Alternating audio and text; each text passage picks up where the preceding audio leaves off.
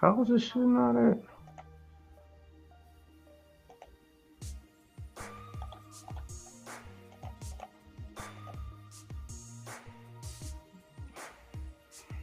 I'll do something about this.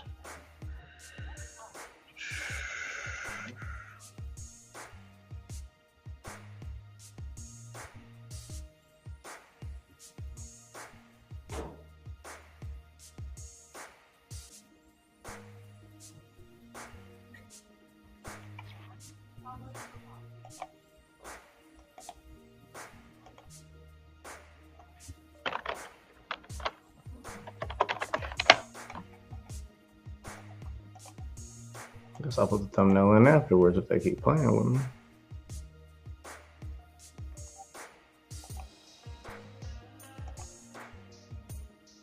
It's alright, it's not even that serious. Okay.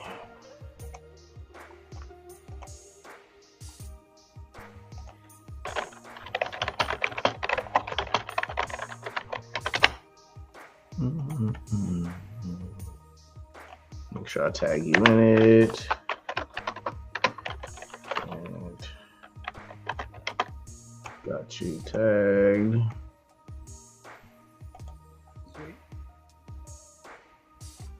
Alrighty. Now we can get down to it.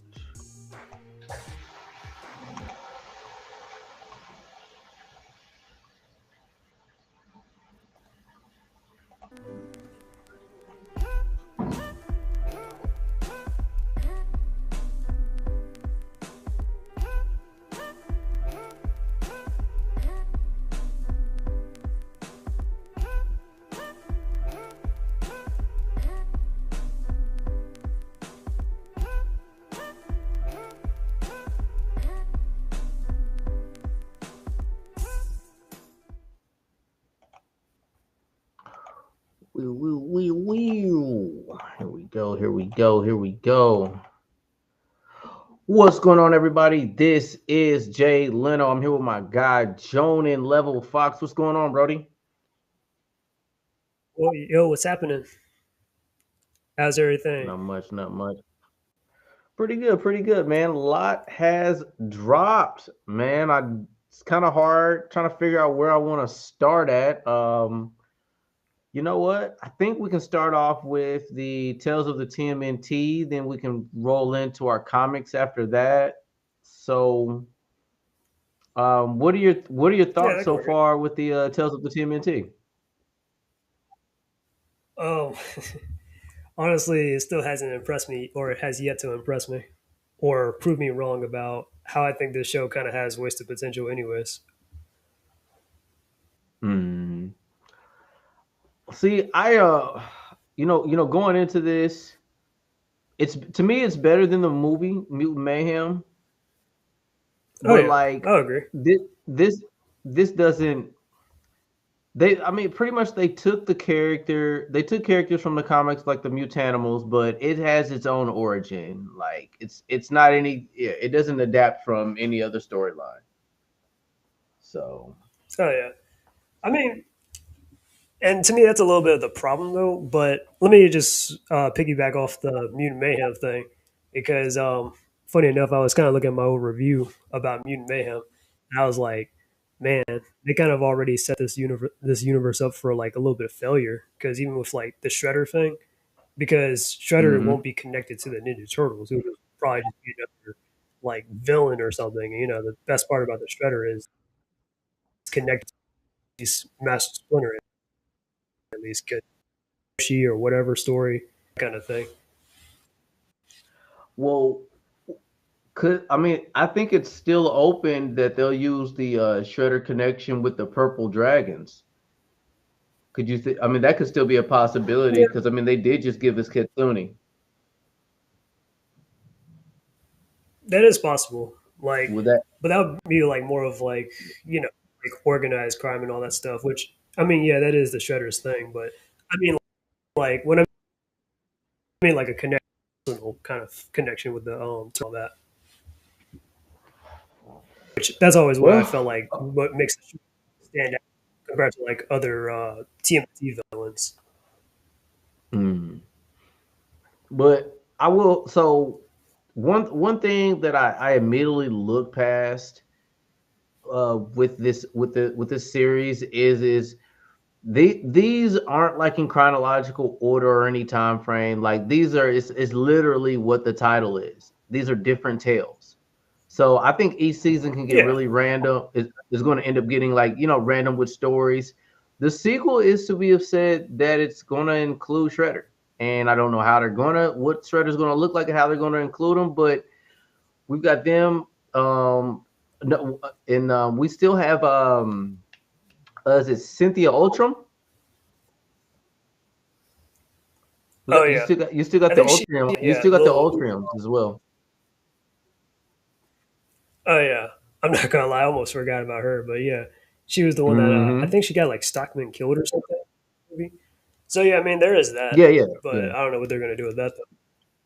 But for this So show though, yeah. for Tales of TMNT, I can see that they're trying to avoid using Shredder because I know he's off right now because they're saving him for the movie.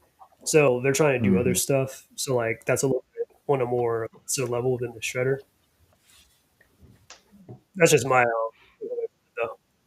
I mean, that's obvious. It was obvious that Jackie Chan wasn't going to do this TV show. That's why we got no Jackie Chan voice. Oh yeah, that or no none of the other like celebrities like we're definitely not seeing no John Cena Yeah, at we least not for we no didn't see TV show. Bebop and Rocksteady. We didn't. We I don't even think that was Post Malone. That was Ray Fillet or Hannibal Buress. That was Genghis Frog. We didn't get Mondo as well.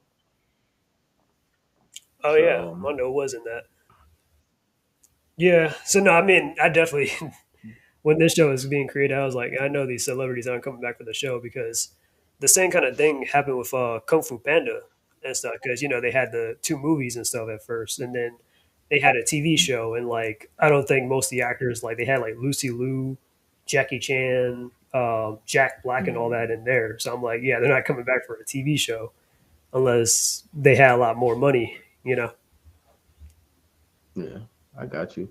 Okay, so another opinion I wanted to ask of yours is do you well how did you feel seeing the more passive version of Leonardo?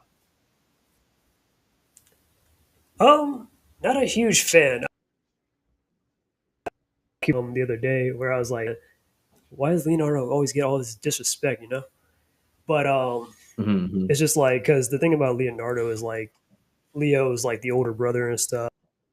He's always looking out for everyone. He's like the family guy now, like Splinter Junior and all that basically.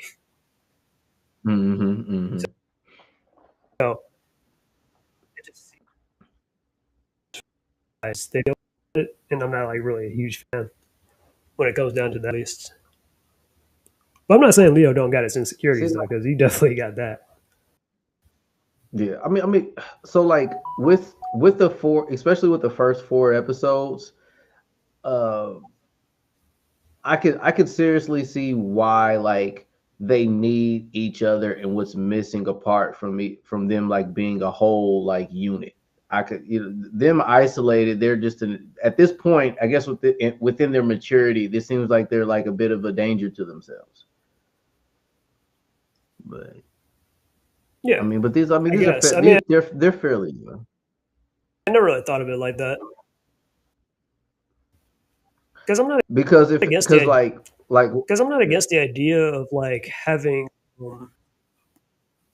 Oh no, I was saying I Mhm. wasn't against the idea of like a character focused episode or whatever. I Oh, mean, for this plot, it kind of feels a little like, um, okay, this is a little bit simple. Like this is could have been like a one and done episode, really.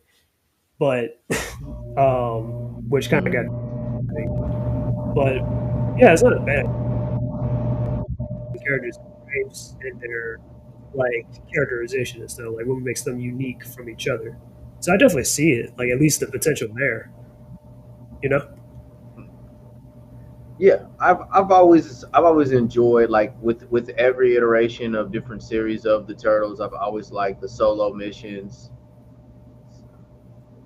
mean, it always stood out to me. Like, but then like to me like this, I think this is the one moment to where like I think this is the weakest I've seen Leo. But I mean, it's through his immaturities. Like he's second guessing himself. He's like, yeah, he's very Like passive, he's indecisive. indecisive. Yeah, he's exactly. This is like the most indecisive version. I mean, Raph is Yeah, yeah, yeah, like, and then it yeah. Like I know what you mean. with Because I Lee. mean, I've been watching some of your reviews and stuff. All right, wait, Okay, what is it? okay, okay.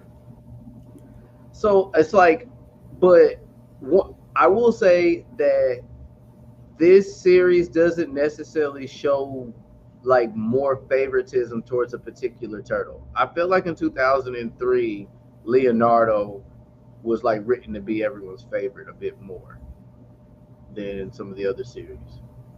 Yeah, I'll say that for like I feel like Mikey stood out the most in 2012, yeah, they love Mikey in and 2012. mhm. And then like the original Oh yeah, series, we it read ran that. for so many seasons.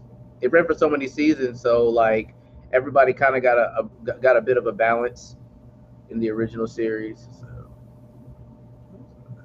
Yeah, pretty much. Because like in 2003, I would I, say like up until like the original run of like season four, I think, or at least the Lost mm, Tribunal. Yeah, I can definitely say Leo with everyone else in the mix, and then later on, I would say like fast forward and definitely Back to the Sewers was like kind of a little bit more so Michelangelo mm, and a little bit of Donatello, definitely to Back to the Sewers because this old he was trying to save Splinter. mm. But I did like all the fight scenes. Like it might just be because of how the animation is. I was really surprised on if they're going to be good fight scenes because I just didn't see it coming. But I don't know. Those able to get some nice moves off. I definitely like the villains as well. That Gold Link, I don't know who he was at first. I thought he was lame as hell, but when I saw Gold Link get down and do those fight scenes, he seemed like a little mini Yoda at a certain time. Oh yeah, the little goldfish character. Yeah, I think that was the Mm-hmm. recent episode I just saw. I think either this morning or yeah, this morning or so. It was pretty interesting. I was more impressed with the eel character, at least, but I mean, or at least it was like I Mm. like the design and the attention, but I wasn't really a huge fan of the banter and all that between her and Michelangelo. I was like, you guys are kind of going back and forth, or you're equipping too much. I'm like, can we get back to the fighting and the stakes here?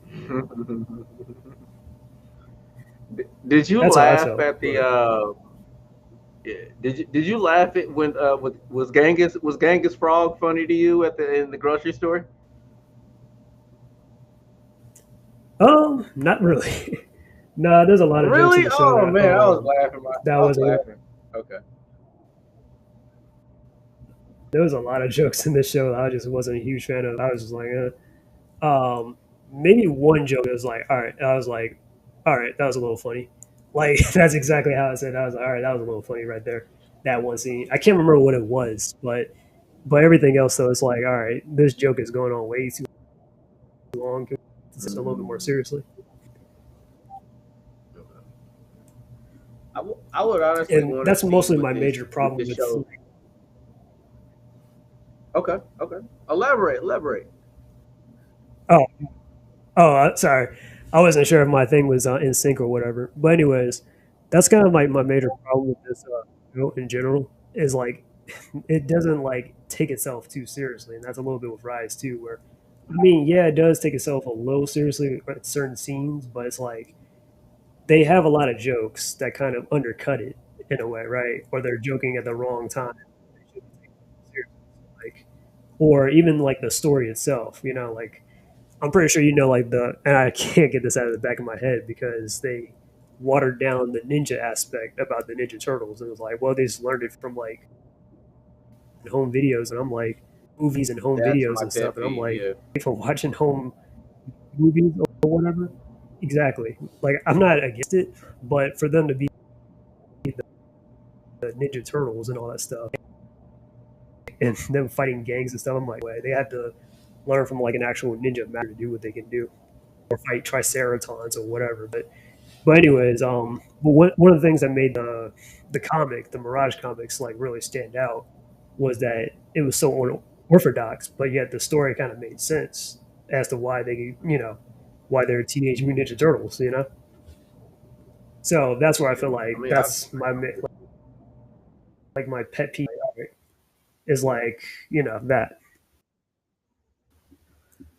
I really want to see with this TV show That how children feel about this. Because if they're trying to reach children, a new generation, I would hope the new generation would fall in love with this. Because I can I don't think this imagine is for I don't think this is because for us. it does. Oh yeah, no, it's definitely not. I can imagine. Um, it definitely. I'm not gonna lie. I did get into it where I just gave my opinion, and some people were like, "Why'd you say that, bro?" Or, "Oh, you should have kept it." That kind of thing. I'm just like, all right.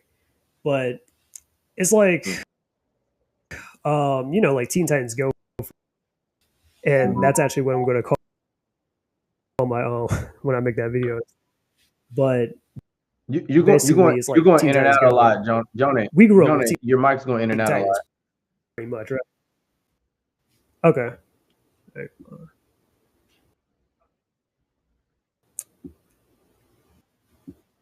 we go. We got you back.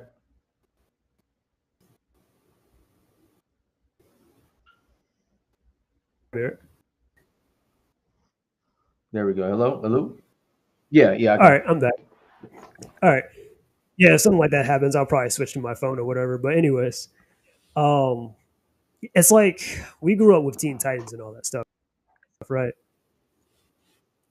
you. And Hmm. it's like the generation that came later, they grew up with Teen Titans Go, and they were cool with it. But we're like, Mm. nah, we don't like Teen Titans Go. It's like a bastardization or a perversion of the original Teen Titans. So I kind of think that this show is kind of like that phase of Teen Titans Go, where yeah, the new generation will like it because I can imagine like yeah, in this generation, I'll probably love this show, but as an adult, I'm just like Mm-hmm. nah, like I just like it. See, I mean, yeah, I think that's me by default being a super fan. I mean, I agree with you. I'm gonna watch no matter what. I'm gonna watch the TMNT, but I think I don't think I disagree with you at anything because like the whole martial arts aspect and that connection and that culture that's supposed to be passed down from Splinter and Hiroku Saki's clan and the legacy behind the foot soldiers itself, that being knocked out, I think that's going to be substituted out with their interaction with being actual teenagers. So I guess would Yeah, you so do you do you think this TV show is going to have more life lessons than the previous Ninja Turtle shows that we watched? Because I nah, did feel that they're element a definitely little not. bit. Well, yeah, they might have a little bit of it, but it's like I'm gonna use Master Splinter this time. So this version of Master Splinter, as we know, well, actually, let me just say Master Splinter in general. Now, Master Splinter is supposed to be like that type of tough dad. That's very like that's a hard ass, and he's like, you know, typical Japanese parent that's gonna be hard on you and all that stuff. Like an actual dad. Hmm. So in the show, or even in Mutant Mayhem, or Rise too, he's kind of like laid back, or he's just so passive and stuff. And I'm like, see, this is why the turtles, or why they was tough dad or not, but why they're just gonna walk over him like a doormat because he didn't teach them any discipline, or he didn't like be like, hey, you know what I mean? Like they're just yeah, or any like good morals. Like he literally taught them how to steal and everything. I'm just like, how is that heroic? All right, so to be objective, so what this is actually this might be an adaptation of what parenting like is now. Because parents aren't as stern as they used to be. They're Yeah, easygoing like freaking Splinter. So like I yeah, guess this might be I more can relative imagine. It'll towards be like, children with that adaptation. yeah, I can definitely see that. It'll be like, because the way I see it, it's like this master splitter will be like, all right, let me take away the tablet or whatever. Here's a tablet, and get away from me or whatever. Compared to like, let's say 2003 Splinter, where he made the turtles read books and all that stuff. They each have a favorite book of their. Mm-hmm. Um, I'm gonna mess this, but the Art of War by Sun Tzu. Raph's favorite book is Mm-hmm. Jurassic Park. Michelangelo's Hey, Jonah, is before you continue on, Albert you're saying Einstein. some important stuff. I'm just gonna ask you to hop on your phone because you just dropped some gems that I definitely want clearly said. Oh,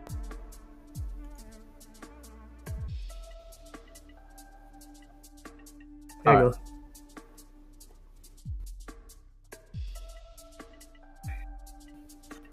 Jonah will be back with us in just one moment. Mm-mm.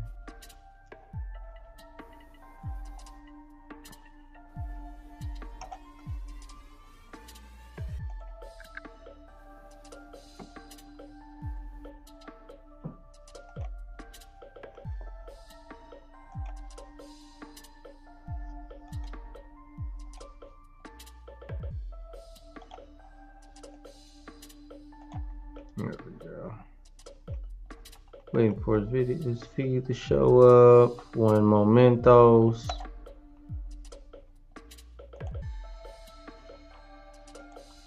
There we go. Uh-oh. Maybe you gotta try one more time, Joni. Mm-mm-mm-mm-mm-mm-mm.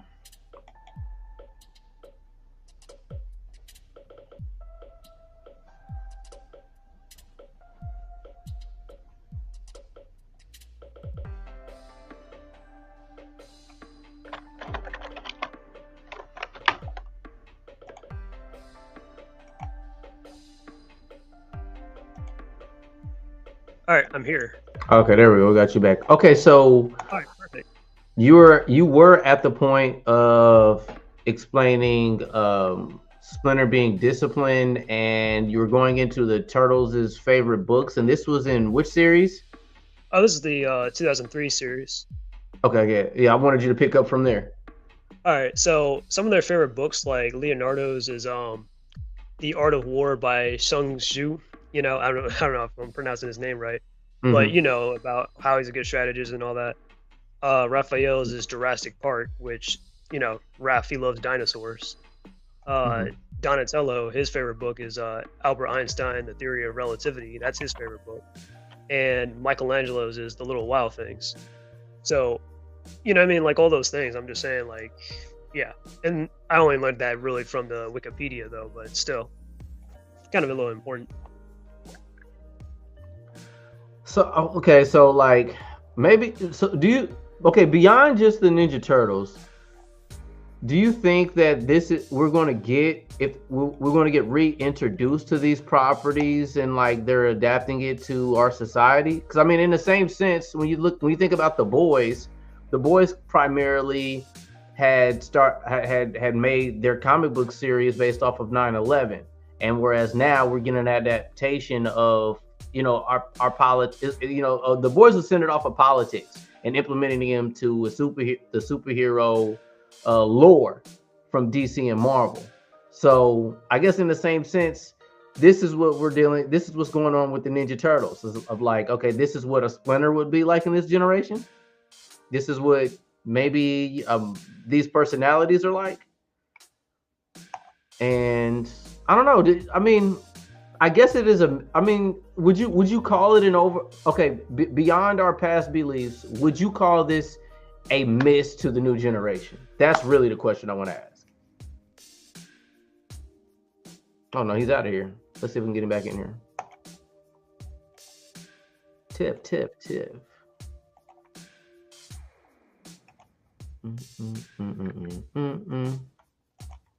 Uh, Yo. oh yeah, so you were saying something about Beyond the Turtles?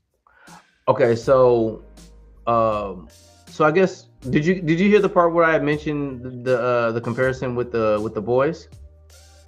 No, I missed that. That's where I got booted out or something. Okay, so basically I was saying that with kind of like the boys started off, the boys series had started off in the comics of like implementing what was going on with 9/11 with the lore of Marvel and DC comics and combining those all in one. But like, and then like, you know how the boys now, this series, the of recent boys, they're kind of implementing the politics of what's going on now with that same lore, with that time frame. So regarding the Teenage Mutant Ninja Turtles, would you think that this generation could connect to this series, can implement themselves or be attracted to this? Or do you think that they missed? Well, that's a good question, but yeah, I guess they can definitely connect to it. Or like, you know, I mean, like they can definitely find a file, like be like, oh yeah, that's so relatable. So yeah, I mean, I can see it.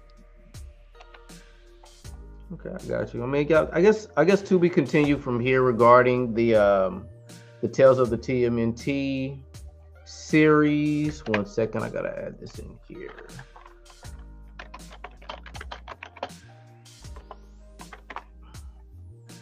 But moving on from there, we could talk about the last Ronin 2 series. I guess the first 2 issues of the last Ronin sequel, Re-Evolution. What's your take so far? Right, okay. So it's all right. What's your take so far? It's all right. Like I remember your criticism from like I think when you reviewed the first issue and all that, and I kind of did like the first issue. That was pretty awesome. The second issue though, that's where I definitely agree more with your take on the first issue and stuff, because I'm like, all right, this is like the second issue is kind of like a little bit of a rehash of the first issue. Just it was a little bit boring in my opinion. The second one though, where April was talking to Professor Honeycutt about the whole, well, you know what I mean, about the whole mutation thing or whatever, about mutating the turtles. But yeah, I definitely see a lot of potential in there. But I kind of want the newer turtles to get a little bit more focus. Or yeah, you know. Yes, I mean for panel and starting this off, I guess with this slow build up, I don't know. I don't think anybody who's fair weather who just arrived here for this story, I think they might be turned away with these first 2 issues. But in invested fan of the Turtles, I think they're trying to develop something not as so minuscule of what they've had in the past with the Turtles.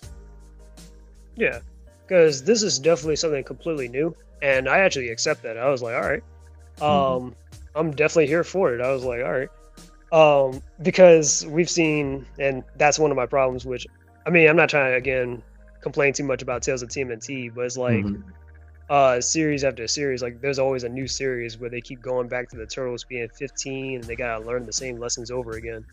But this actually does feel like some character progression where this is a newer set of Turtles, so I can definitely accept like new characterizations and all that stuff. And they even got powers too, and I'm like, okay, that's there's some potential in that. I'm like, I want to see where this goes.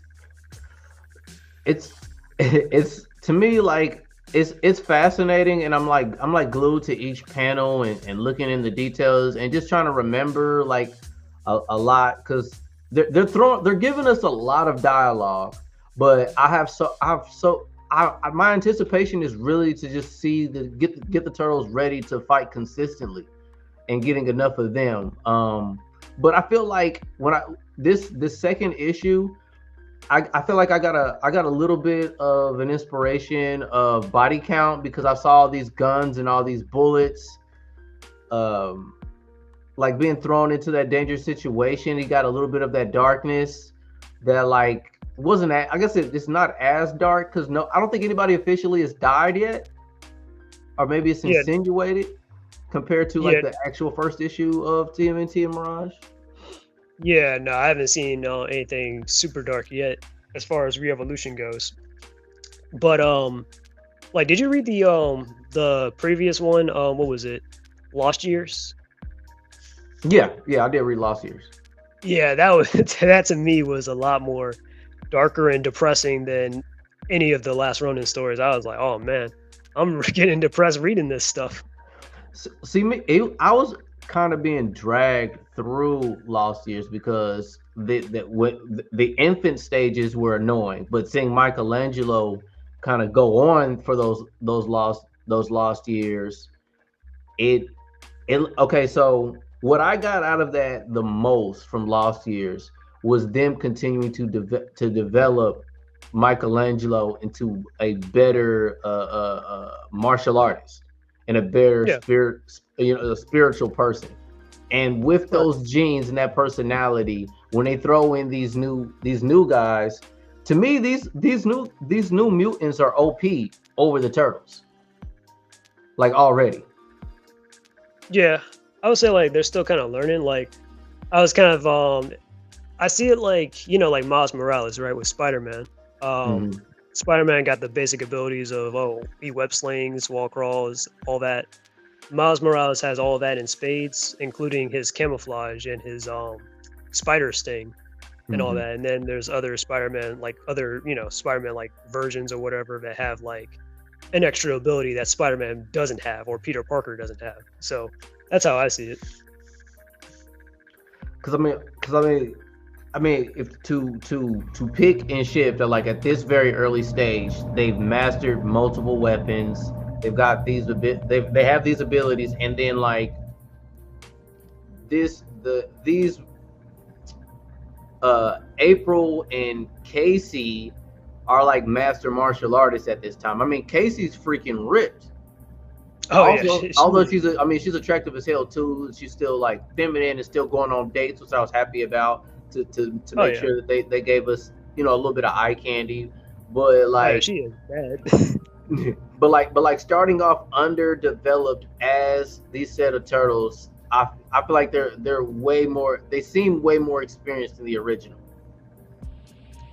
I wouldn't say they're way more experienced just yet, because I Okay. mean, like the first one was kind of like their first fight and stuff, Mm. and I mean they were doing all like good and stuff, and it's not like, well, we're like they're on that level of like Michelangelo was when he fought like Hiroto or anything. Mm. But yeah. So like skill wise, yeah, I mean the turtles are obviously undisputed in that category, but they do have the potential to like surpass them with this whole new powers and all that stuff. I'm. So, how do you feel about the villain threat at this point? Inside Revolution, Yeah, yeah. well, yeah, honestly, they had that's actually a good one. Mm-hmm. I don't even think they introduced the villain yet. Yeah, so like, Like, I I mean, mean, I know like the politics or whatever is kind of corrupt or whatever they're talking about. Like I said, that's the part where I'm just like, all right, I'm dozing off. But it was I'm just like, it was a slow page turner. It did start to drag. Yeah. yeah, that's why I'm like, who's the villain again? Because at least from the original Last Ronin, they told us right away it's this guy, it's the Shredder's grandson, Hiroto, and we see him like he's like more tech based and all that stuff or tech savvy compared to like the Shredder. Hmm. They're giving us these politics that go into this, and I'm really hoping by issue 3 or 4, or at least midway to the end of issue 3, that we get something traumatic to happen. City in peril, something. To me, I think I want a bigger conflict. Would I be greedy to ask for that, or do you think that's missing so far? Yes, I kind of actually agree with you what you're saying because, and this is a different kind of perspective, or I wouldn't say a different perspective because I'm pretty sure you feel the same way about this. I bet, but outside of the story, it's like because they release these comics like months apart, and I'm just Mhm, like, mhm, wow, I waited like 2 to 3 months just to get this. mhm. So I think the next comic comes out. I don't know if it's like November, September, or whatever, but it's just like, all right, well, you better impress me by then or something, man. Because I'm like, come on, versus bore me to tears or whatever, or just like give me the same story over again. Yeah, like it. So I'm just, want to get that ball rolling at least. Now, what? So regarding Odin and like when he had turned into stone, like I knew that like it was an ability that he possibly like. It's almost like this stone. It's almost like how should I say this? Do you think it's like Ghost Rider or Spawn to where like if he takes too much damage, he'll stone up to recover, but at the same time too, it can be used as a weapon for strength when he's attacking somebody. Oh, I didn't know they had that ability. I'm going to be honest with you. But I do have my speculations about Odin. Mm-hmm. When I first saw that, I was like, okay, I see he's on some Colossus type of stuff where, Okay, yeah. That's basically That's basically how because like it. I don't think he's commanding it, so like we don't know exactly like the full potential of what his abilities are.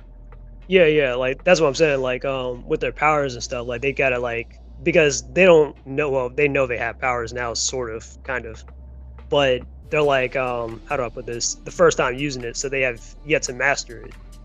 So that's why I'm like, yeah, because Odin, I'm pretty sure he can probably like stay in his stone form or whatever if he had more training with it. But the whole him freezing up thing, that was like, oh, my first time, so I'm still like, baby steps basically. But yeah, I definitely think it's like either off some Colossus type of stuff, or have you ever like heard of Metal Gear Rising? Yeah, of course, Raiden with Raiden.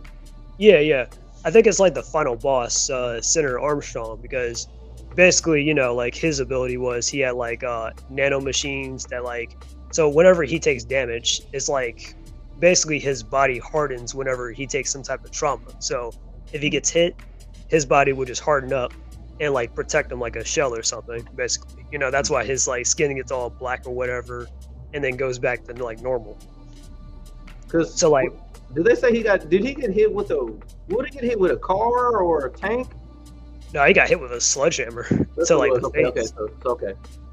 So I guess I mean it can only take when basically it took him time to recover from taking that much damage instantly. Nah, like he didn't even feel it at all. He was like, because like he was like, I would say like, all right, that might have been like, let's say, well, obviously a sledgehammer would have killed anyone or definitely done some type of damage to almost anyone, really.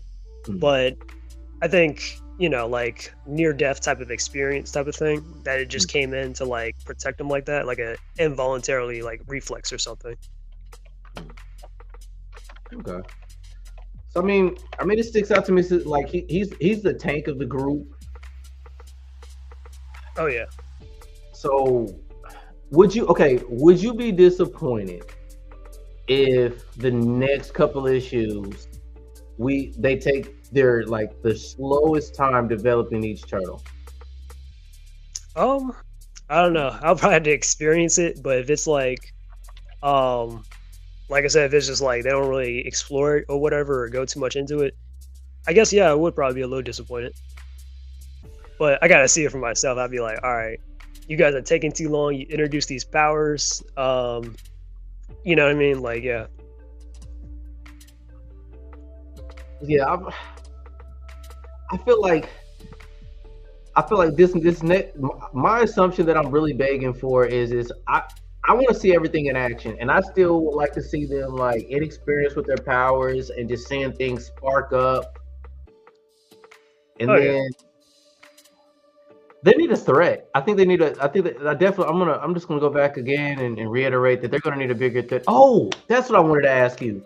What was the name of that robot that they used as the AI for the computer system with April? What was that Oh, original robot's name in the past comics? For some reason, it's not ringing a bell to me. so his name is Professor Zankton Honeycutt, or well, I always call him Professor Honeycutt, but he's also goes by the name the Fugitoid. and he, Fugitoid. Okay, yeah. yeah, Okay, yeah, yeah. yeah, because he was an original character from Mirage, and he was in like the 2003 series, and he was definitely in the 2012 series as like a mentor to the Ninja Turtles. But yeah, I thought it was kind of cool that they were able to keep him around, and because another thing that confused me was is I didn't know what storyline, or I guess you would call it, which world or Earth that they were using regarding the turtle. So I didn't know if this is like the IDW series at its beginning, like because I don't know what characters are canon and which ones aren't. If we are to get signs of like to reference the last Ronin series. oh yeah, I don't blame you. Because I actually remember like I was watching like an interview or something where like somebody, I can't remember who it was, but somebody from the last Ronin was saying like, I mean, that's kind of like the point. It doesn't have to be connected to like a specific series like the IDW. It could even be 2012 or Mirage. It's just that look, we already know who the Ninja Turtles are. We don't got to go over their backstory again. We can just cut to like, oh, okay, this is them as adults. They meet their end. Blah blah blah.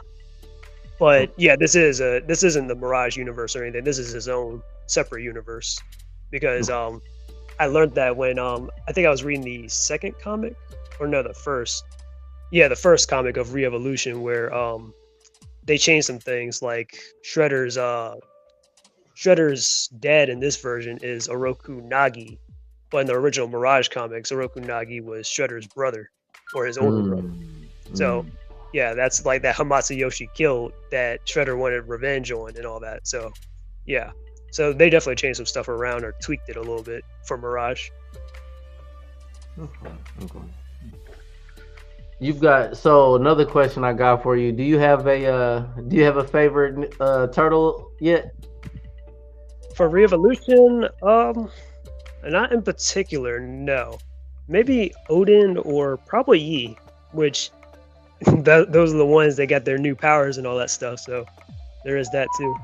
But I think I have a general idea. Like, well, I want more focus on the turtles, but I think I have a general idea of like each turtle's whole like personality and all that stuff. I'm trying to remember which one was Yi. 1 second. Yi, is that the one with the yellow? Yeah, she's the girl with the little yellow and all that stuff on her body. She's like she's kind of like the Donatello of the group, basically, if you were to ask me, because she got the little intelligence and all that stuff too. Yeah, I like her art. Like, I haven't found the one that I gravitate towards. Well, honestly, I haven't gravitated towards one because I'm a Raphael guy, but I don't really like Odin. He's too big. Oh yeah, I mean, well, I don't. I'm gonna like all the turtles, but I don't want to gravitate towards them. So I'm still trying to find my turtle to gravitate towards right now. Yeah, I mean, I think they all have like parallels to the original turtles. Like like I said, she's like the Donatello of the group. Uno, he's like the Leonardo, but he's a little bit more kind of like a Damian Wayne version of Leonardo in a way where he's a little arrogant and kind of like a little bit of a smartass and stuff and all that. So I'm like, yeah. And then Odin and stuff. I know he's the big dude and all that, but he's kind of like the Michelangelo because he's like the nicest and he likes to eat a lot, just like the original Michelangelo. So yeah, but I think the Raphael of the team is definitely Moja. She's the other girl with the little reddish and the little yellow. The darker, is that the darker tone? Like a brownish. Yeah, like a little brownish or like yeah. Yeah, like I'm thinking about picking her up. I'm not gonna lie. Yeah, I think she might be the next one. Like this is my speculation, but I think she might be the next one, the next issue to get her new powers and all that stuff. Yeah, I think Uno, he might be the last and all that stuff at the last minute. But that's my guess. Let me see that. That actually might be it though. Yeah. Yeah, I mean, she is like Raphael, where she does have a bit of a temper, but she's very defensive. So like her and just like Leonardo and Raphael, her and Uno like to they fight a lot too, and all that stuff. Like usually Uno is always making fun of Odin. And he's like, man, that's because you fat. And all that stuff or whatever. And then Moja, she'll all like, man, lay off. It's like I get they have their own personalities, and you get glimpses of them. But okay, what if Fugitoid was kind of explaining with all of their DNAs being used simultaneously and meshed together, even amongst them being individuals, they might be all out of whack, like as far as personality and emotions and hormones go. Yeah, Because like what's the lighter complected, like almost white turtle called? What's their yeah, name? that's Uno. Yeah, Uno. he's a guy. Yeah, My fault. Uno, my fault. So yeah, Uno but to me, like, I mean, it's kind of it's into health, and it's a bit of a leader, but like Uno sometimes like isn't as nice as Leo, like even in the no, lost years. You know what I mean? Like no. sometimes it's an asshole. Yeah, I know. That's what I'm saying. Like, yeah, I'm like, nah, he ain't no nice guy. Like, even in that one special Lost Day and stuff, he was like trying to flex in front of these soldiers and stuff, and was trying to act like he about that life. He was like, yeah, like I'm doing all these pull-ups and stuff. I'm super strong, and they're like, man, look at him go. Like, basically, you know. I don't know. Definitely look like some nice character development. Would you okay? When should they drop merchandise for the new Turtles? Um, I don't know. Anytime, really. That'd be cool. I'd be ready Or for it. I think it'll sell like crazy. I know I'm gonna try and get the entire set. I don't know about me. I mean, that would be cool though. But I'm like, nah, I'm good. Yeah. I'm not I like just, that when it comes to yeah. okay. I mean, resale value and all that. Like, Oh yeah, that'd be cool though.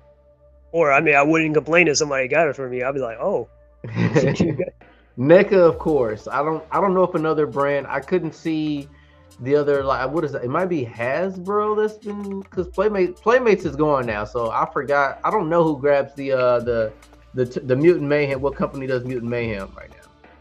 What's what I'm company? not sure. Yeah, I'm not sure with the toys though, and like what company.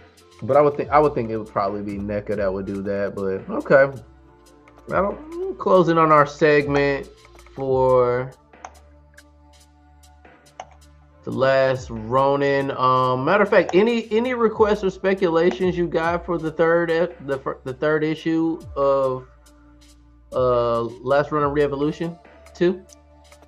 Well, I mean, I guess my wildest guess is like it'll probably be like everyone just talking about, oh my god, um, everyone's got powers and stuff, and they're gonna wonder about the other two and if they can unlock it.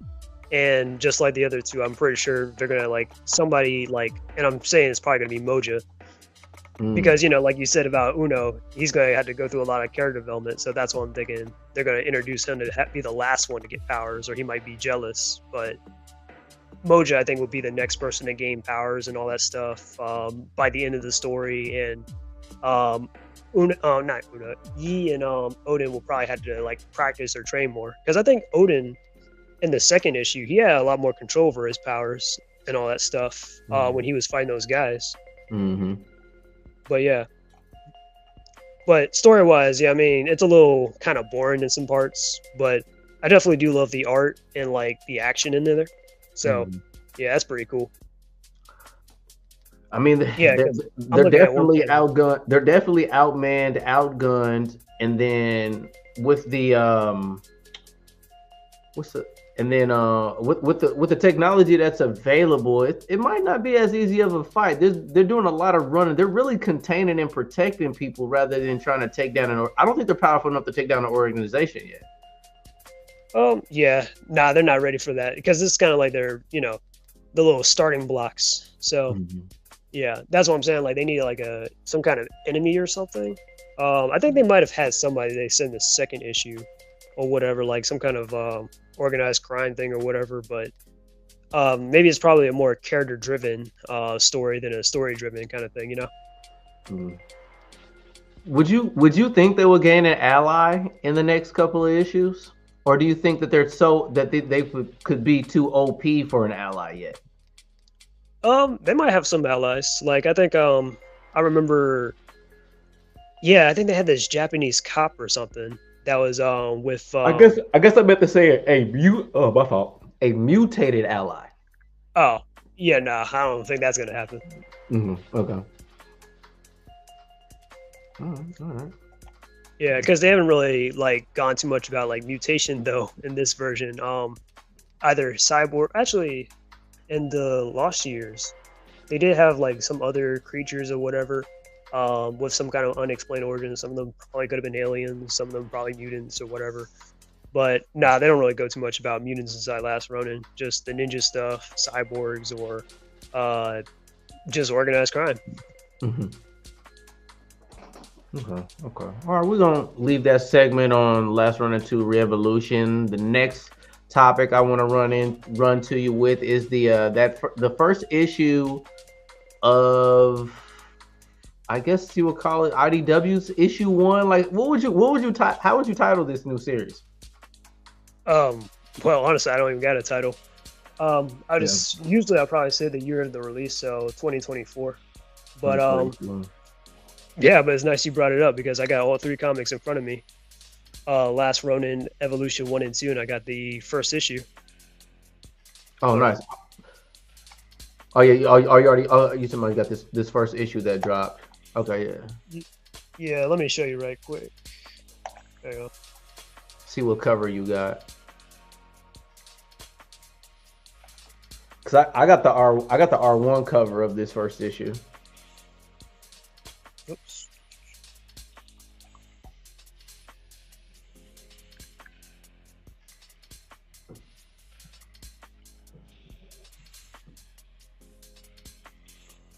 Nice, nice. Yeah, I just grabbed what was available at the comic book store, but yeah. But I think I like this cover though. Yep. I like all of them. I mean, they're yeah. I think they even had one with Kevin Eastman, but nah, that might be like a variant cover or something like that. Mm-hmm. Which that might like I think I saw it at the store. It cost like 40 something. I was like, nah, I'm good. I think I dropped. I think I dropped like floppy. 15, I think I dropped like 15 or 20 on mine. Okay. But I mean, teaches his own. Teaches his own. Yeah. Oh yeah, yeah. Teaches his own. So, I take it with me. Okay. Matter of fact, people have seen my take on the first issue. What was your take on this first issue? Well, my take, it's actually a pretty good start. I'm like, well, this is a better. This is all automatically better than how I felt about Mutant Town, at least. But You think it's better than Mutant Town off the rips? Oh yeah, like this whole story, I'm like, yes, thank you. This is what I've been asking for.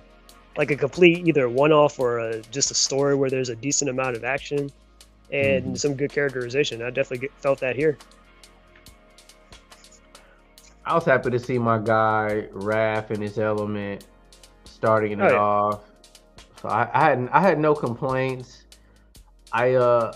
So I guess the big question I got is if I were to sit down with Eastman and the writers here is they said, okay, so I don't know if this universe came into a blank from issue 150 because it said it's not necessarily a reset. Everything that transpired up to IDW's 150 still relates to now, to what we've seen.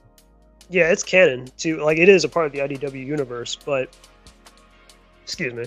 Yeah, it's a part of the IDW. It is still the IDW universe. It's just a relaunch, so they just like reset it back to like issue 1. But it's still like, you know, all that stuff, all those stories are still canon though. Yeah, so I'm trying to figure out. I really want to know if there's gonna be any explanation as to how Raph ended up in prison. Well, they kind of explained it a little bit in the story where they were saying like, because Raph was there because he was investigating something for the warden. I don't know what they were investigating yet, which that's kind of like what they left off, which was pretty vague. I don't mind that though. I do kind of like the one thing, and this is more of a nitpick that I do kind of mind, was like how they kind of cut through like some of this stuff. Like 1 minute Raph's fighting the foot ninjas, and then they just cut to like where Raph, I don't know if he beat them or if they got away or something or whatever, but Raph's already in the guy's office and the warden's dead. And I'm like, well, was this like, am I missing a page or something? Or did they like put later or something? You know what I mean? Yeah. Yeah, So yeah. I was like, all right, that's my nitpick. But other than that, yeah, I like the comic. So, I guess I guess the true answer to me is to help lead this in the right direction is once I see Donatello. The next issue is supposed to be Michelangelo, but towards the end of IDW, Raph and Michelangelo was kind of the were less relevant. So Um, like, so I maybe, guess basically what I'm trying to say is okay. Raphael at the end of IDW just rode off in the wind on his motorcycle. yeah, because I think Sophie Campbell actually no, she didn't write that, but Mikey went. Yeah, okay. Oh yeah. So yeah, Sophie Campbell did. Yeah, that's I Sophie was about to Campbell. say no. She might have had plans, and I'm kind of glad she probably didn't touch them because I'm like, especially for Casey Jones, because she wanted to do something with him, but I think somebody else has something in mind. So yeah, and currently the stuff that Casey's going through is happening inside what is it, Untold Tales or Destiny of the Foot Clan or something. I haven't Mm-hmm. really read much of that story. I only read like one issue. It's all right from what I read, but there's like four other I'm the issues same that's way. out. So yeah, so I don't know what is going on in there. I've only read like one or two myself, dude, but I'm collecting each issue, so I got you. Yeah, yeah, I'll probably read it online or something first because I'm just like, yeah, I'm not sure if I'm invested right now in the IDW, except for well this comic, but yeah. Well, they've got. It's not just one person. They're not doing a Sophie Campbell again. I tell you that. Oh yeah, They're bringing in like multi. They're having basically they're having two creators work together. I guess panel to panel. Like he's using multiple people to do with Kevin and Peter. yeah. Ironically enough. Yeah, because this story it's written by Jason Aaron, and I think he did some work for Marvel. Mm-hmm. Yeah. I don't think he has much of a good reputation from Marvel, but I mean, he's off to a good start in my opinion with Ninja Turtles. So I'm like, all right. Sorry for doubting you, but Kevin Eastman though, I know Kevin Eastman is not working on Ninja Turtles currently. I think he's working on a different comic called Drawing Blood because I Mm-hmm. remember seeing it in the comic book store. Because I've seen his art style in there and all that, and his names. I'm like, all right, he's working on that. But even during the whole Sophie Campbell Mutant Town stuff, he wasn't really working on that. He was more so of like the consulting writer. And when you see that consulting writer, that means they're not actually writing it. They're just like, well, they gave you a sheet or whatever of ideas that you can probably look through and you can, pick and choose what you want to use and all that stuff, but they're not. It's just to kind of get people to just buy it because it got that person's name on it, basically. Mm-hmm. They do that in a lot of TV shows nowadays. Yeah, I can see that. So I mean, like, I still feel like I got glimpses of the IDW art. Well, you know what, Gavin Smith. They brought it. I mean, Gavin Smith. I think it was Gavin Smith. This kind of looks like Gavin Smith's work. In the story, or I mean, in this first issue, Yeah, I'm trying to think. Was it Gavin Smith? well, it's probably not. Gavin Smith, he worked on the second issue of TMNT Nope, Black it's White. Joel Jones. You said Joel Jones? Yeah. Yeah, yeah, he did the art for this comic. Okay, yeah. I see his. I'm looking at his name right now. Mm-hmm. But no, Gavin Smith, which is funny because I actually met Kevin Smith, um, like probably like last month, I think. Really, I got an interview with him I did last year. That's pretty nice. He's Yeah. he's, he's a friendly dude. Oh yeah, I think he's gonna be in this next convention. That's in North Carolina, close to where I'm at. So I'm not sure if I'll go to it or not though. But Kevin Eastman should also be there too, so that'd be also pretty cool. I mean, all in all, it's. I guess I'm more so. I just want to see what this series unveils. If I want to see what glimpses or Easter eggs or insinuations they have with this connection to the IDW series with Mutant Town. If this is just an extension of that, I think it's gonna probably. I think I'm gonna get. I won't. I won't probably get my answer till probably issue 4. If issue 4 is gonna be Donatello. Yeah. Wait, it actually is gonna be Donatello? No, I'm assuming. I'm Oh, assuming that issue. I mean, if Raphael got all that attention in the first issue, I think I think that each turtle is going to get its own issue. The first 4. oh yeah, yeah, yeah. They are. I just don't know like what order. I mean, except for Michelangelo's up next. So Yeah, I'm only assuming that. right. Because I was like, I don't. We're gonna find out if Jenica's in this series. That'll also let us know if Jenica's just gonna stay with Sophie or is she gonna be a part of this. nah. Well, I don't know if Sophie Campbell moved on to something else like I wanted her to, but um, like what you just said, what you told me earlier, I was like, oh, so that's who the Night Watcher is, huh? I was like, I figure they're not just gonna kill her off completely. Nah, they would have been done that if they didn't mutate her. But I was like, ah, great. But yeah, it is what it is. But yeah, I mean, I'm not against a female turtle though. Of course, I mean, I know this is random, but I was like, because they can either utilize either Lita, or they could utilize Venus. Still, actually, no, Venus is dead. Never mind. I mean, to keep it a buck, dude. I thought that Venus was cooler than Jenica, even though as much as people don't like the idea of Venus because of that old TV show, they gave Venus some justice in that IDW series. Yeah, I guess you kind of made me realize that. I was like, you know what? Maybe I am probably being a little bit too extra about Venus, and even in this series, I'm like, you know what? She isn't that bad. Like, I'm not like a huge fan of the origin, and maybe I'm like, well, I probably would have told the story a little differently with Venus or something. Like, I would have probably had it like, if I had my way, I probably would have had Venus be like one of the turtles that was like back in what was it, Stockton, back in Baxter Stockman's company, because that's where the turtles kind of, you know, how they got mutated and all that stuff. I would have had Venus like be one of those turtles, just like Slash, and maybe they did some kind of experiment, and like she gained spiritual powers or some stuff, like something like that. That's what I would have probably done. But this though, they're kind of writing off the whole mutagen bomb thing, where she got mutated into a frog, and then this Frankenstein thing, and now she's like, oh, kind of a chimera of like a frog and turtle mutant kind of thing. So, you know, I thought that was really cool because I did not like Venus at all. Like when I saw that she was making her appearance, I thought it was like lame before I read it. I was like, oh gosh, here we go. But yeah, especially and the design is actually nice too. It got better. It got better than as like disappointed I was to think that she was coming back. Yeah, I just wish they were like, well, I don't know, because I don't know if they're trying to make Venus into like a love interest for Donatello or whatever, because they have Donatello like so like hung up over Venus, and I'm like, dude, you just met her. I'm not sure if it's romantic. He's the only turtle that don't have a girlfriend. Yeah, I mean, they were trying to do something. They tried.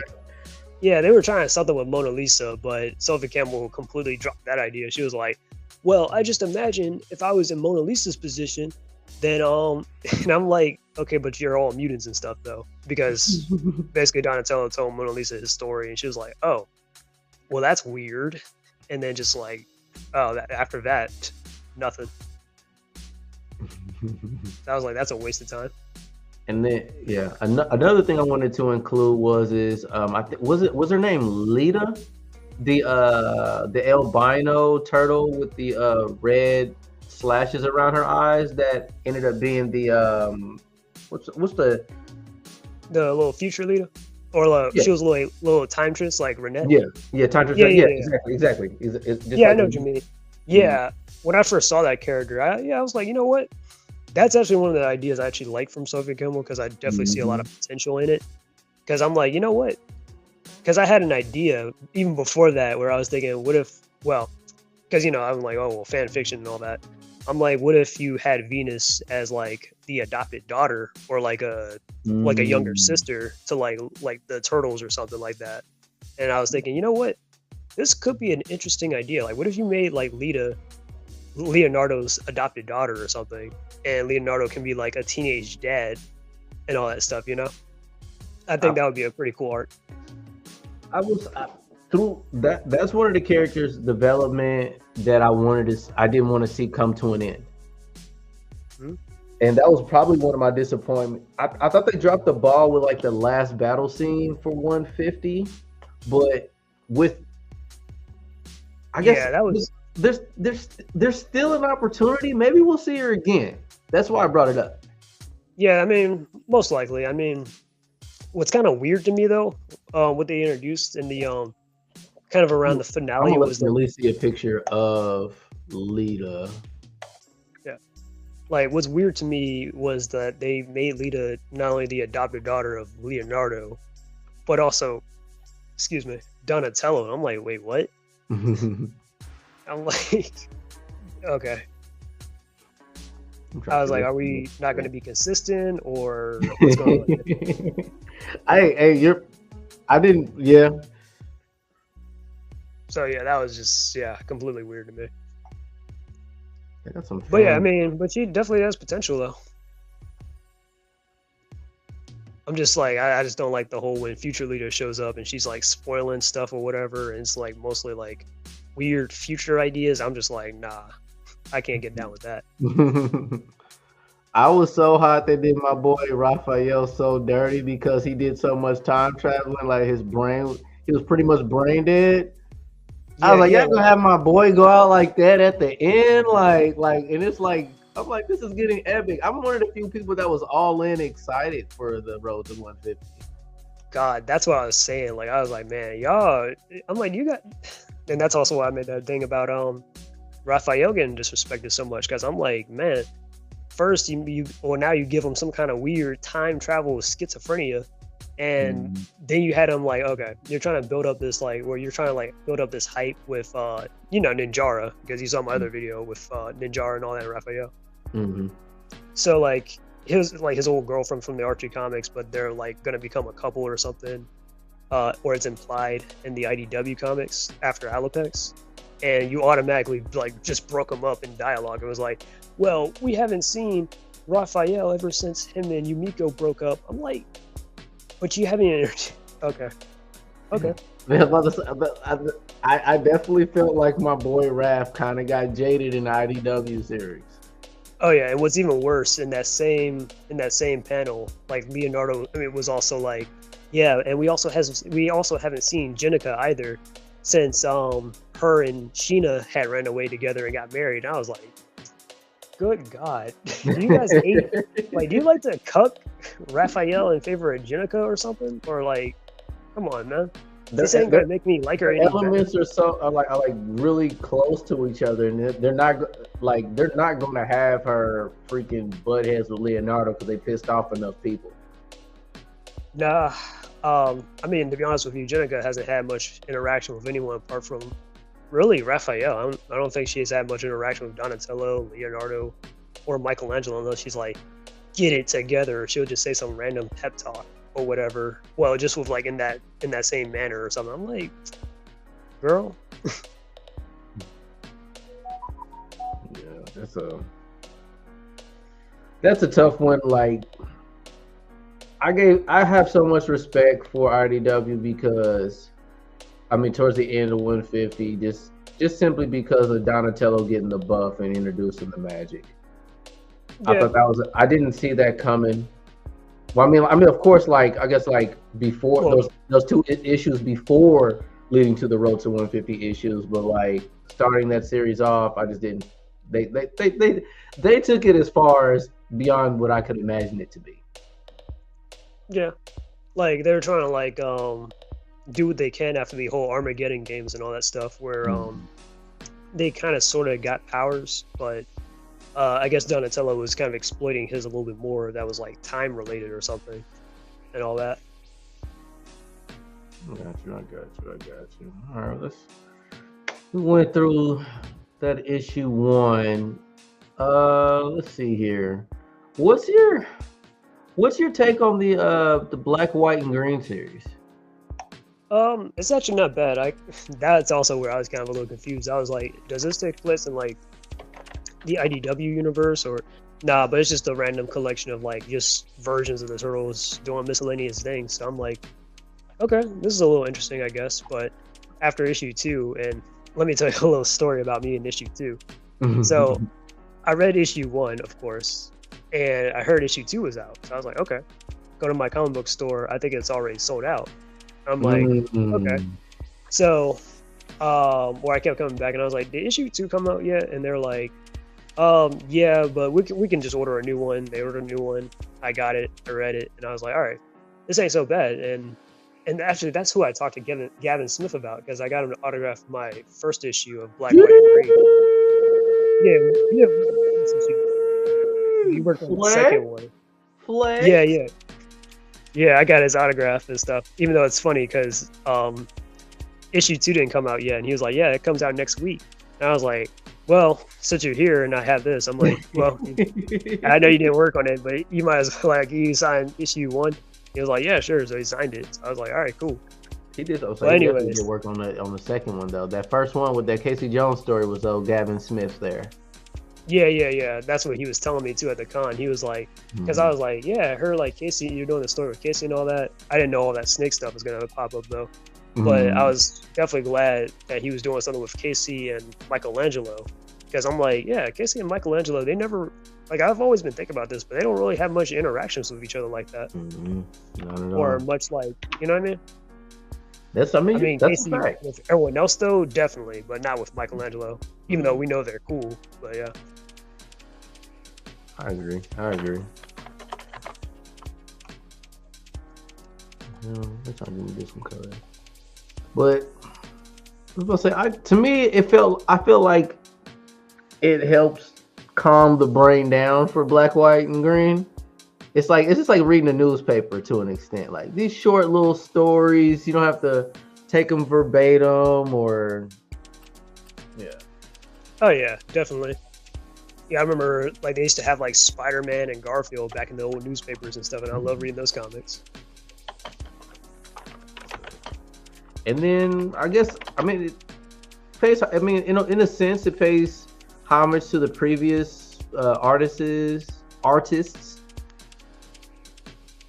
So Yeah, it gives them different looks. And I mean, who knows though? Like the whole. I mean, they'll probably throw in certain artists, and if we favor a certain one more than the other, or we speak about these or react to them, we could possibly end up hiring the next artist to be in the. They might use this as an experiment to bring us another artist for its own series in the future. yeah. So Because I think they used I'm not sure. I think you might have interviewed the guy actually, or you might have met him. But that artist that worked on the Casey Jones and Michelangelo story in that second comic, his art style, I don't remember his name though.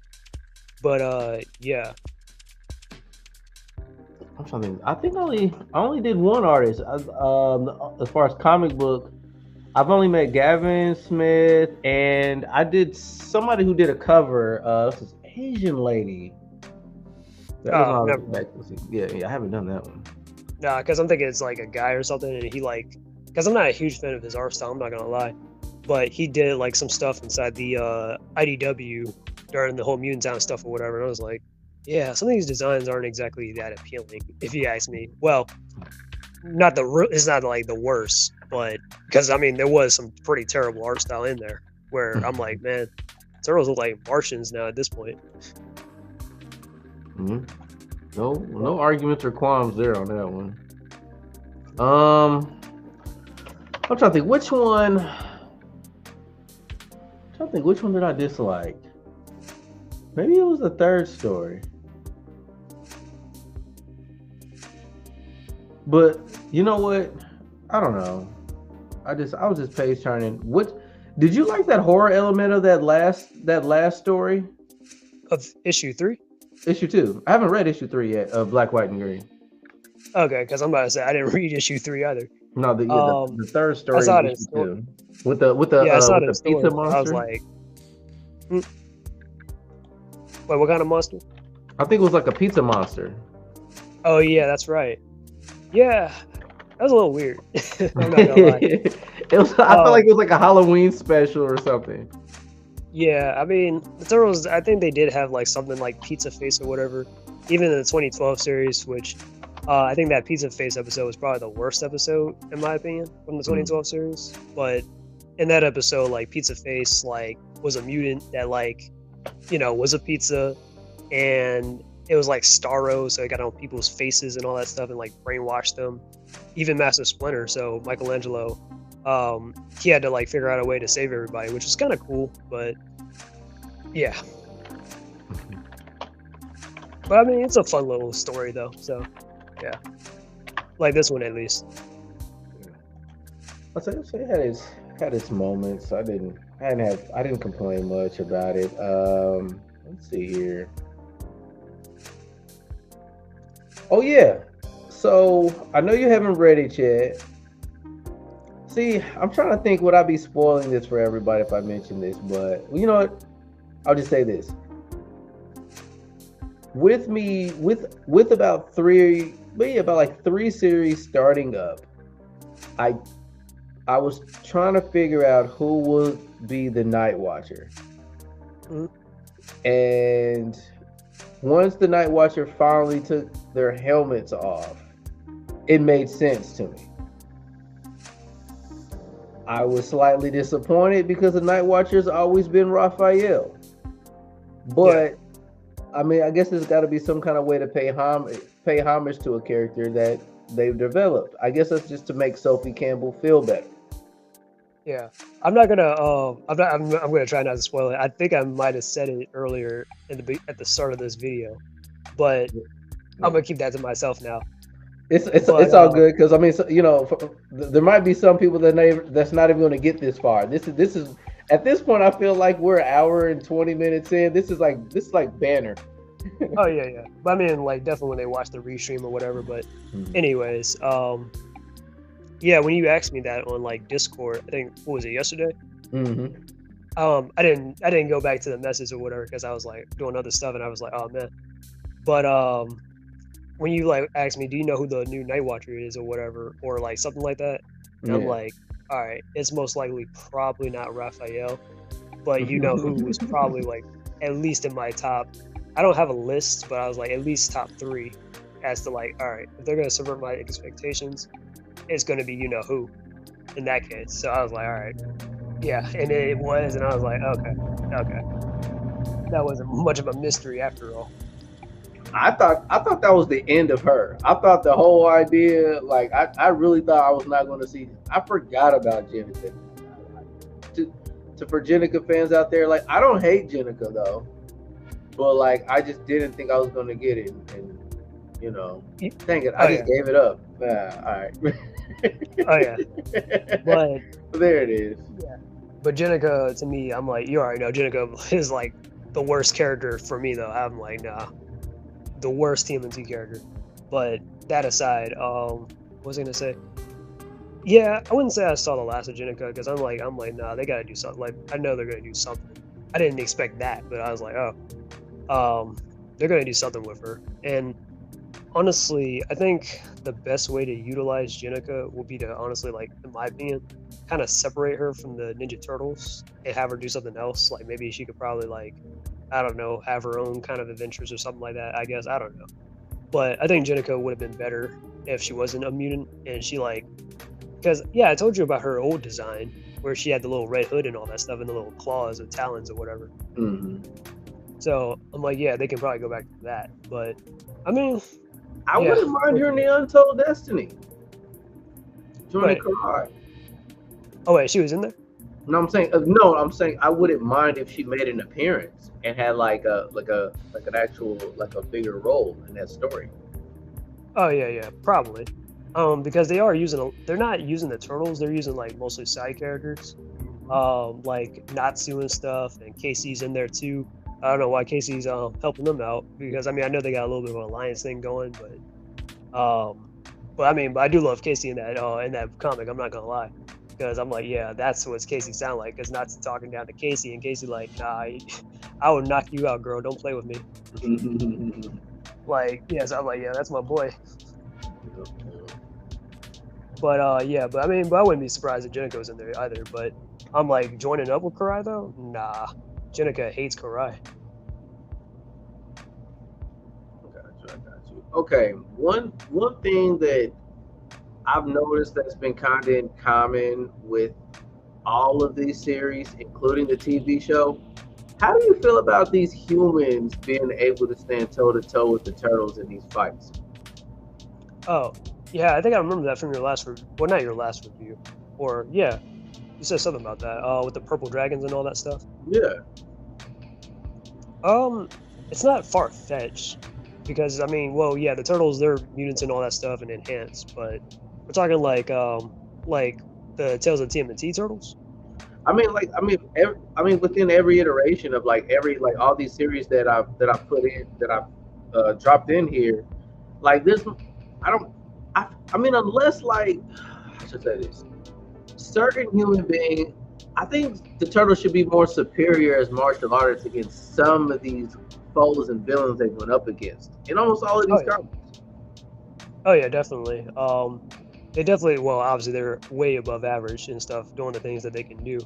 But you know, there are humans out there that might train and stuff like that, or do something crazy like, well, like obviously like Shredder or Karai or something, you know. Yeah. But no casual human should be like really touching them like that unless they like caught them really lacking. So like if they're like, Mhm. oh, I was off guard or something like that or whatever, or something happens, or there was some kind of handicap. Okay, I got you. Or if it was like a large number of people or something like that, Mhm. maybe.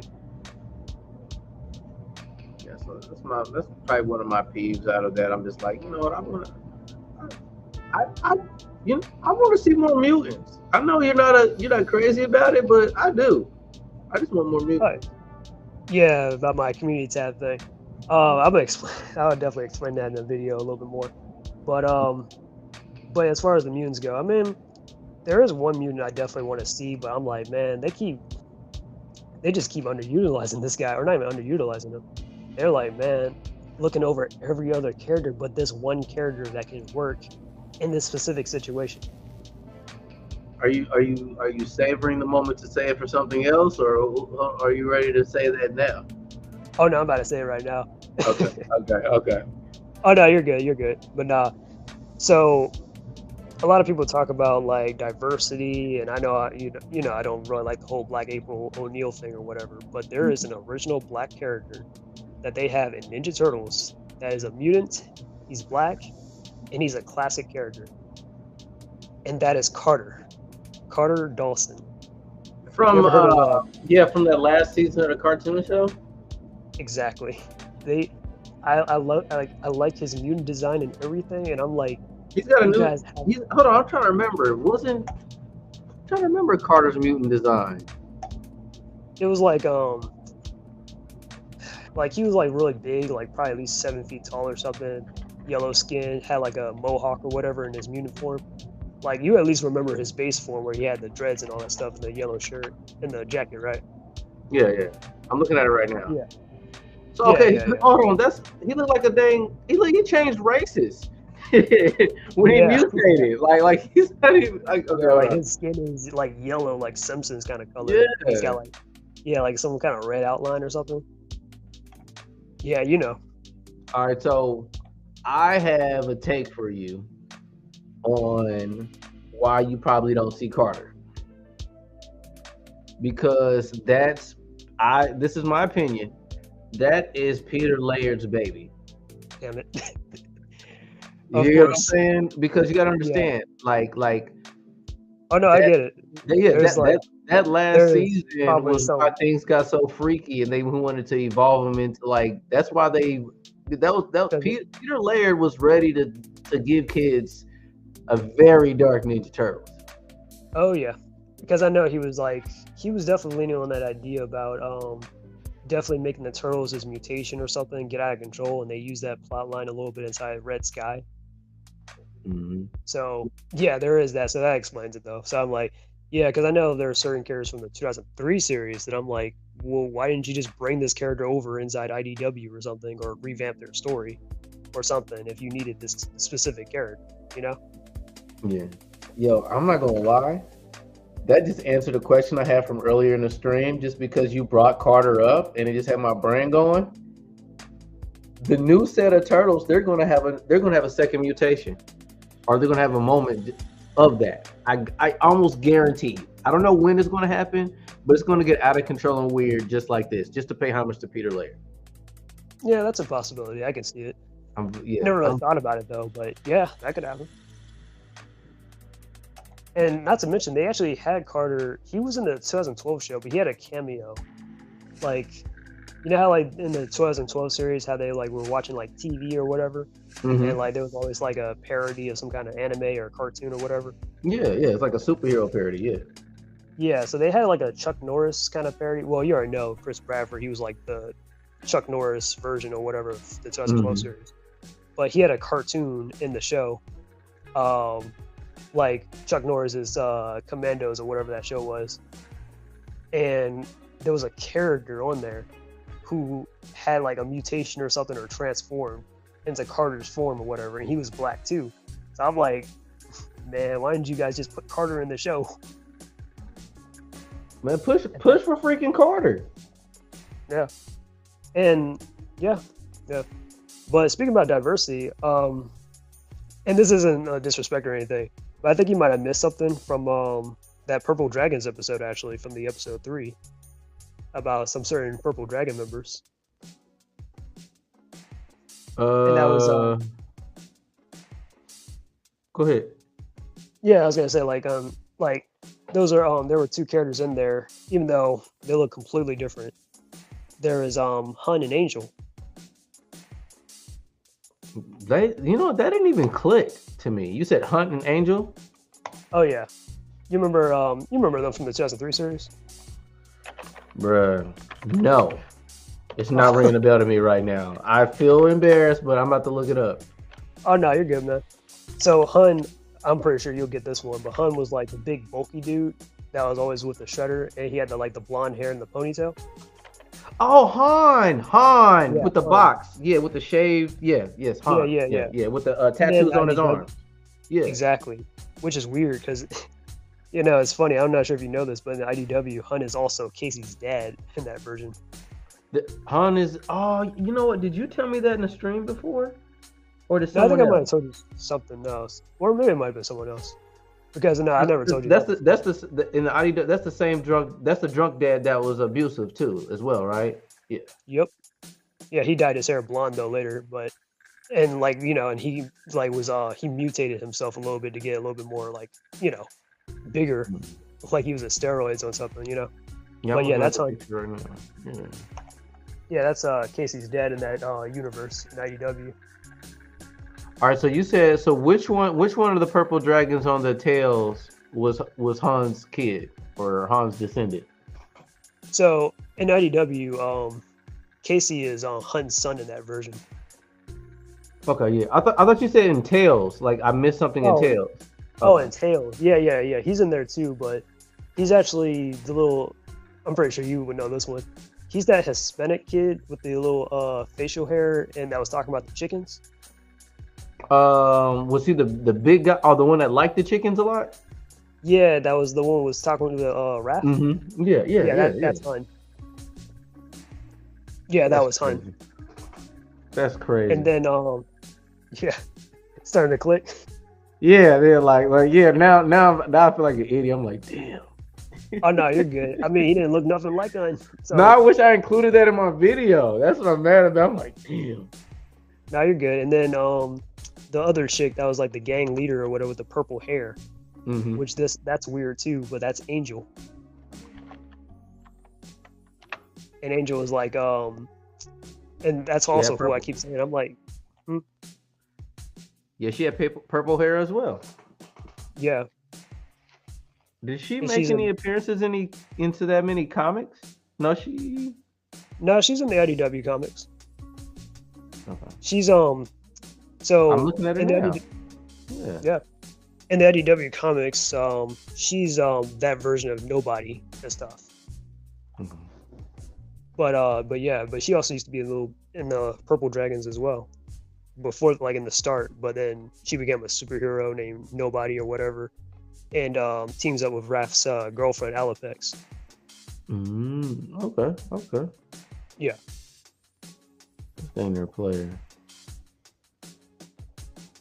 but yeah, but they used her. She's in Tales of TMNT as like the little gang leader, but she's a lot. I think she's a little bit more older than Hun in the Turtles, which is kind of weird because Angel's usually younger. But okay, I mean, I thought it was weird that Kitsune was this short Asian lady. Like, oh yeah, very. And Yeah, to answer your question from that video, yeah, that is the first time they've ever put Kasune. I think. Well, I could be wrong, but I'm pretty sure. Yeah, that's the first time they've ever put Kasune in anything in like animated wise for Ninja Hmm. Turtles. Because she's only in IDW. That's where she was introduced.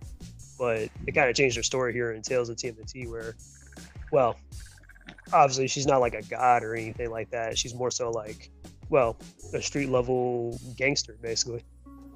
I think that might be why I like still let this ride because like I mean you pointed out Angel and Han to me, but like when I see those little glimpses, I'm like, oh okay, you guys is paying a little bit of homage, but still shitting on our history. But all right. Yeah. Yeah, yeah, exactly. Let's see.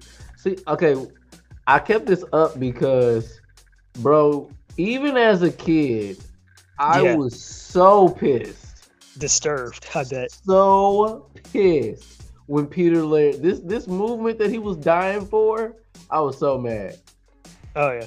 Oh I yeah. There's didn't my want to. dog. I didn't want this action figure. I didn't want to see this. Even when I rewatch it, I don't like it. Yeah. I need to rewatch that season though. And funny enough, there's actually There's one some of my good drawings stuff in there right over though. there. I'm not gonna lie. It's still some solid work in there. Oh yeah. But like it got demonic. I'm like Peter Laird, man, get your just don't make a kid show. But you know what? They weren't going to allow the turtles to be adult. He was trying to ride that fine line. He wanted an adult show. Yeah. Because I know they needed to compete with the X-Men because the X-Men were kind of blowing them out the water at the time with the whole mutant stuff, and they're like, the show's a lot more serious and all that. But I mean, that ain't to say that the '87 series wasn't good then either, you know. Mm. But it was just like they were like, all right, well, let's start taking it a little bit more serious with Red Sky. He might have been in an entirely different situation if MTV picked him up. It came on Oh, after Ren and Stimpy. oh yeah, they'll do that like that Spider-Man MTV thing, like that. Yeah, probably one season, but a couple of interesting episodes. I just if anybody out there that's a part of Mirage gets a chance to get a hold of this, actually, it's not Mirage's fault, but as a property, everybody turned the Turtles down, but Nickelodeon. Dang, I did not know that. It sat around. It had left 4Kids TV.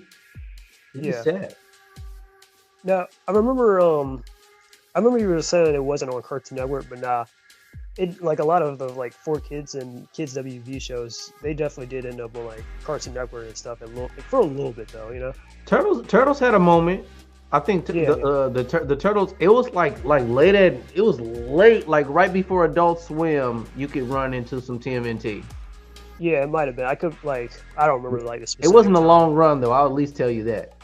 Yeah, because I definitely remember back in like 2007 when the movie came out and stuff, and I was like a little kid.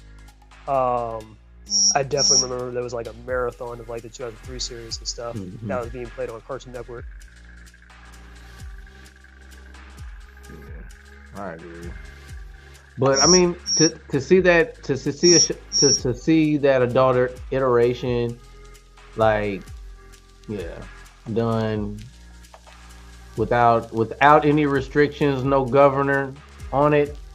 That's what everybody's dying for. But again, Last Ronin is in development. I don't know if it's the video game, and I don't know if we're going to get a cartoon or a live action of Last Ronin. We're definitely going to see more of it. Because they were talking about a movie, and I'm not sure. I think they said something about canceling the game or whatever. I don't know about that, but yeah, I'm like, well, hopefully something comes up because they released some trailers and all that, or not trailers, but teasers. There were so many rumors that came with it, like a rumored Casey Jones flick. I don't know if that's live action or anime or not. A Shredder story as well. Let's see, I'm down either way. Yeah. Let me see here. I think I'm gonna this will conclude the stream. Is there anything you want to add? Nah, that's about it. I know we're still doing that stream when I finish up like Tales of TMNT, right? Yeah, we definitely can do that. Yeah, for sure. All right. because I might try to develop some questions and stuff to try and definitely well, not keep us on subject, but what's the word? Yeah, you know, I mean, just for the fun of it, like some stuff like, man, like if we couldn't write Tales of TMNT and we had to stick with what happened with Mutant Mayhem and all that stuff, you know, can't change anything about it, can't change the story, can't change the voice actor. So if we could specifically like write Tales of TMNT ourselves, like what would we do? Among other things. But I'll definitely make some questions. I'll probably like send you on Discord, so I won't like just come out of nowhere and ambush you with it. Okay, I'm with it. I'm with it. So was that an example that you just said to me, or like okay, like an example, because I think that might be a little fun. Oh yeah, I'm with something like that for sure. Yeah, I just don't have my thoughts yet like written down or like any notes, but I'm just like, yeah. You got me. I say you definitely got me. I'm definitely game for it. Let me do my outro.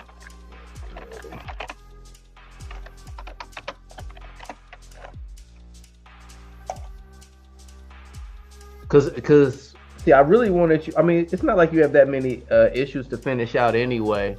But if you had any like, if you could insinuate what could possibly come up next for season 2, for like Tales of TMNT. That's what I said. I kind of want you, when you finish it, if you could see something coming out of it. Not really. I mean, because like, you know, shows nowadays, like, I mean, we just saw with like Tales of TMNT that they just dropped all 12 episodes just like that, instead of just going and buy it like weekly, like, oh, this week this episode, and that week this episode. Although, come to think of it, I mean, it probably would have been kind of boring and a waste of time anyways, with the whole, like, you know, the turtles and stuff each having, like, you know, that would have been annoying. And a little repetitive too, but yeah. I don't think this for an animation, for a TV show or series, I don't think it cost them as much to create this show in comparison to some other shows that are out here that are animated. Oh no.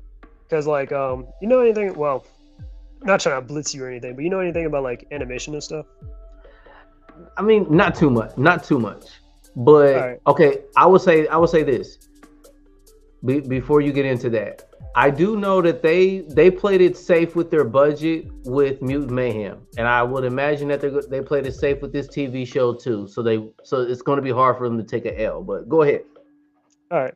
I mean, everyone does say that. I'm not gonna lie to you. I mean, everyone does say that this animation, or at least the art style for the show, is a lot more better than the actual movie, because they try to do some Spider-Verse stuff with the movie. So I will say the 2D, almost hand-drawn looking style is a lot more better than what we got from the movie. I'll say that much at least. But the reason why they nerf the turtles or their designs and stuff and try to make it a little bit like, well, we're going to keep it a little simple and not so complicated, is because when it comes to animations and they're like, let's say animating fight scenes and stuff, it'll be easier to animate versus something a little bit more complex. So let me use an example. So like, you know, like in the Bayverse, or not the Bayverse, but with the Michael Bay Transformer movies and stuff, and how they have like the Transformers do all that like transforming on screen and all that. Oh god, for like 3 minutes. Exactly. I mean, it's amazing, like animation wise. But let's just say if I had to draw all that, I'm like, no, I'm not drawing all that. That would take me like probably like weeks, if not a month or 2, or I don't know how long. But I'm not doing it. I just do something like the cartoon where they're just like, oh, okay, just do in between shots and carry on 2D. I'm just saying, I'm not doing all that. That's a little bit overkill. I mean, technically, within 1 year we had a TV show with 12 episodes. Yeah. So what I mean is like, so this is definitely a lot more easier to animate and stuff, and why, like, you know, like the fight scenes and all that. But they kind of reuse a lot of scenes as well. So yeah. I can see that. Yeah. But that's all I gotta say on the animation.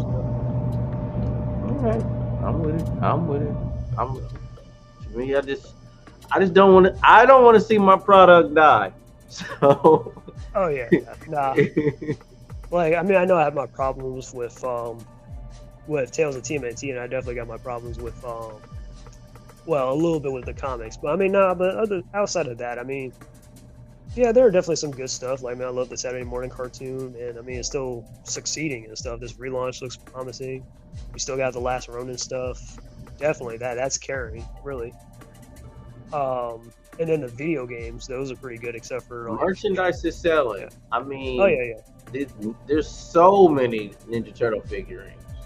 Oh yeah, they're definitely moving. So I mean, yeah, they should be good, but it's just like just mainly those two things are my main gripes. I got you. I got you. I got you. All right. Anything you want to include before I end this stream? No, that's about it. This is a pretty good stream. I'll probably try to download it and like re-upload it or something on my channel. I was looking for a reason to like because I downloaded our previous stream or whatever where we were talking about Ninja Turtles in like issue 150. So at Mm-hmm. least now I have a reason to finally upload that. I probably won't. I was thinking about doing some edits, but I'm like, nah, I'm a little lazy. I don't feel like doing all that, so I'll just upload that, and I'll probably upload this and carry on, and then upload our future stream. I got you. Well, you know me, man. You know I'm not tripping. Just tag me in and let me know when I'm. Let me know I'm in it, and I got you. I'm gonna get. I definitely gonna. I'll definitely share and like and etc. Oh yeah, definitely, and more so like a definitely like a backup. So if something happens or whatever, you can always like just download it, and there you go. And then, not to mention, for the people that do get this far in our stream, Jonin's page is added inside of the description box as well. If you want, I highly recommend for TMNT content and references, subscribing to his channel. Appreciate it. No problem, man. No problem. And this will conclude the TMNT discussions for August the 15th, 2024. I appreciate you guys for watching. Hit the like button for us. And if there's, you know what, at this point, if there's anything you would like for me to cover, hit me in the comment box as well. I might pick up a new series. All right, guys. Appreciate you, Jordan. I'm about No to lay problem. it down. All right, see ya.